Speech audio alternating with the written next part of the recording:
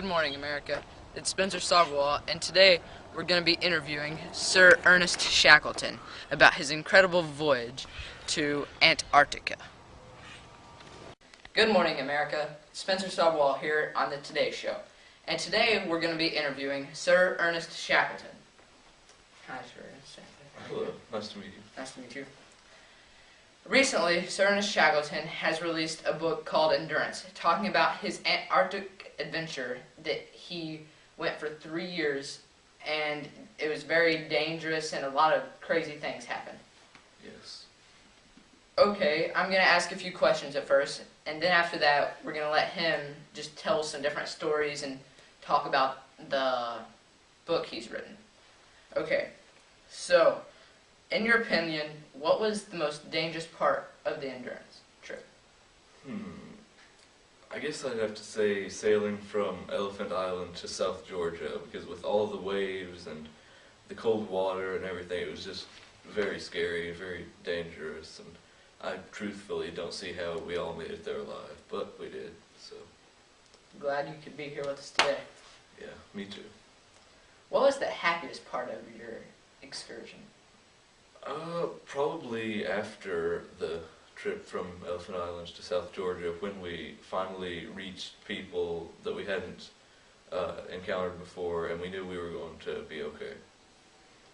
Could you tell me, did you have any scary parts of the expedition? Times that you thought you just wouldn't be able to make it back? Yes, on South Georgia, we were on the mountain, and we had to get down, because if we didn't, we would freeze to death. And the only way that we could was to slide down the mountain about a half a mile, I believe it was. And all we had to slide down was like a coiled up rope. So, I mean, it was very scary. I didn't know if we were going to make it out alive, but we did, so. Could you tell me what your favorite food was that you had? I know it was hard to access food in such a cold climate and nothing there but water. Could you tell me like what your favorite food was while you were there? Yes, whenever we were about to move on, we had to kill our dog teams, and my favorite food was actually the dog meat. It just tasted better than the seal, and it was the best food that we had access to. That's pretty crazy.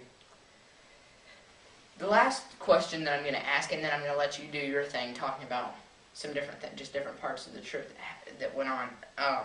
I was wondering, how did you feel when you left your allies on Elephant Island to go to South Georgia?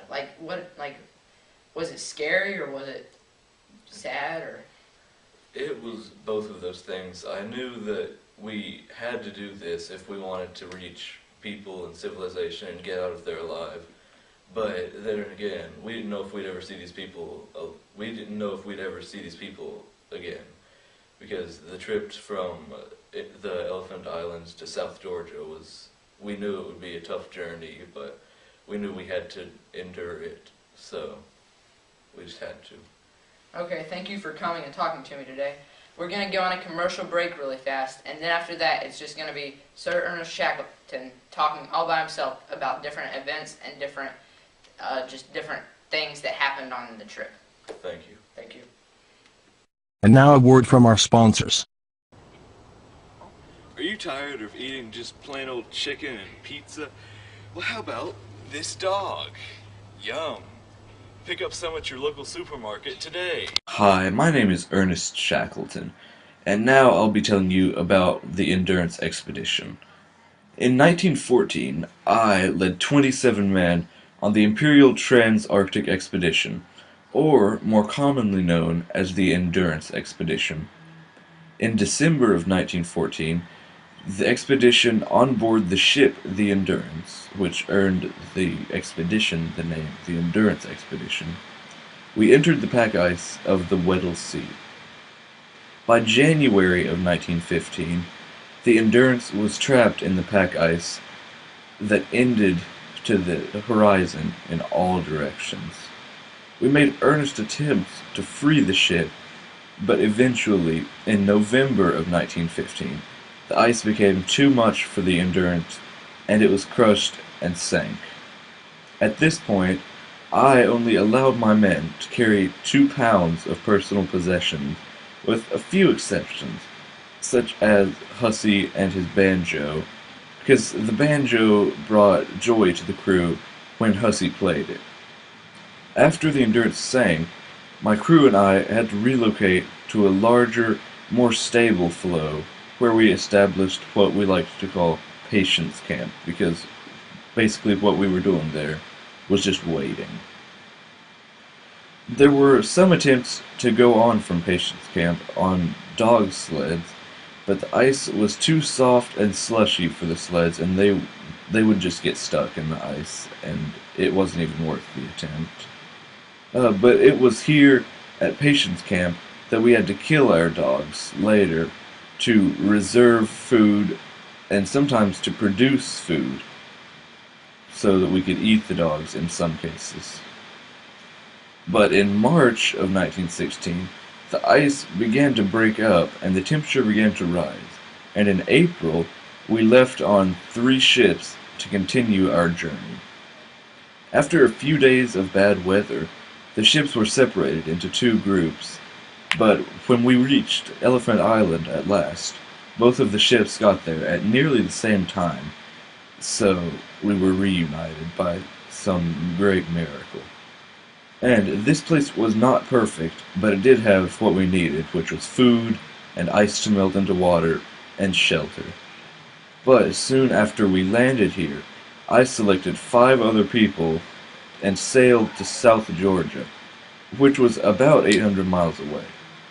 And as I said before in the interview, this was what I thought was the most dangerous part of the journey, because whenever we had made it, we were just amazed because the waves were extremely strong, and it was just an extremely dangerous journey with all of the dangers that could have just destroyed us. But when we finally landed, me and 2 other men had to cross the island to reach civilization, which, crossing the island, had never been done before.